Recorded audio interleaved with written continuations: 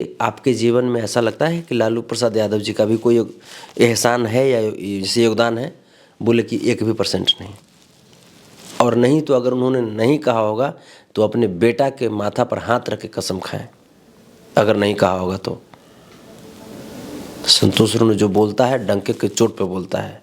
पहली जो खटपट हुई उनसे हमारे, वो मनोज तिवारी जी का प्रचार करने के लिए लोकसभा में दिल्ली वो बैठे हुए थे।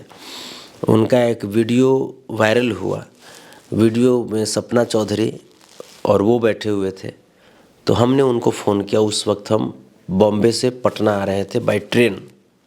तो हमने उनको फ़ोन किया। हमने उनको कहा कि भैया आप कहाँ हैं अभी? बोले कि अभी तो हम दिल्ली में हैं। हम कहे भैया ये सुन रहे हैं कि आप मनोज तिवारी जी का प्रचार करने जा रहे हैं। तो बोले कि हाँ करने जा रहे हैं। हम कहे भैया वो तो बीजेपी में है। तो बोले कि हमको मनोज तिवारी जी का बहुत सपोर्ट मिला है जीवन में। तो हम कहे कि किस टाइप का सपोर्ट मिला है? तो कि फिल्म वगैरह में। तो हम कहे फिल्म वगैरह में मिला है तो आप भी 2-4 को फिल्म साइन करवा दीजिए अपने साथ। ये हो सकता है। ऐसा थोड़ा है कि कोई आदमी हमको आज 2 वक्त का खाना दे देंगे तो उनको सीधे प्रधानमंत्री बना देंगे। वो दोनों 2 अलग अलग सेक्टर की बात है ना। तो ये बोले कि नहीं संतोष हमारा ये एहसान है। तो हमने कहा कि आपके जीवन में ऐसा लगता है कि लालू प्रसाद यादव जी का भी कोई एहसान है या जैसे योगदान है? बोले कि 1% भी नहीं। और नहीं तो अगर उन्होंने नहीं कहा होगा तो अपने बेटा के माथा पर हाथ रख के कसम खाएं, अगर नहीं कहा होगा तो। संतोष ने जो बोलता है डंके के चोट पे बोलता है। और इस बात को मैं क्यों कह रहा हूँ? क्योंकि वो बार बार समाज को रो रो करके अपमानित करवाते हैं, इसलिए मैं कह रहा हूँ।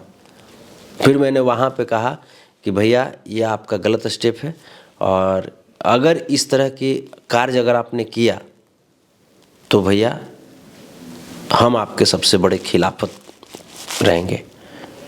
उसके बाद बोले कि संतोष अब तुमको जो समझे तुमको जो लगे। उसके बाद मैंने फ़ोन रखते रखते मैंने यहाँ तक कहा कि भैया आप जो कर रहे हैं दिल्ली में हम रोक रहे हैं, आप नहीं रुक रहे हैं, लेकिन आपसे एक विनम्र रिक्वेस्ट है कि वो काम आप बिहार में आकर के नहीं कीजिएगा।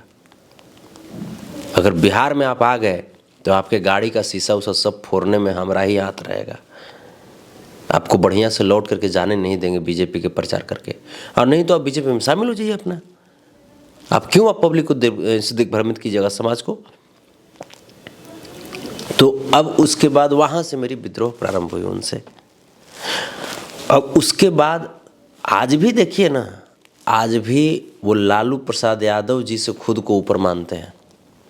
कहने के लिए भले वो कह दें कि हाँ लालू जी मेरे चचा हैं, मेरे गार्जियन हैं, मेरे पिता तुल्य हैं, लेकिन लालू प्रसाद यादव जी जब भी संघर्ष में रहे हैं तो खेसारी लाल नजर नहीं आते हैं। और उसका जीता जागता उदाहरण है, आप खेसारी लाल जी का फेसबुक पेज आप उठा करके देख लीजिए। 5.2 मिलियन फॉलोअर है। वो एक व्यक्ति को फॉलो करते हैं, इंदर शाह कोई व्यक्ति है जिसको हम भी नहीं जानते और शायद आप भी नहीं जानते होंगे। सही बात। आप जानते हैं क्या इंदर शाह को? हम भी नहीं जानते।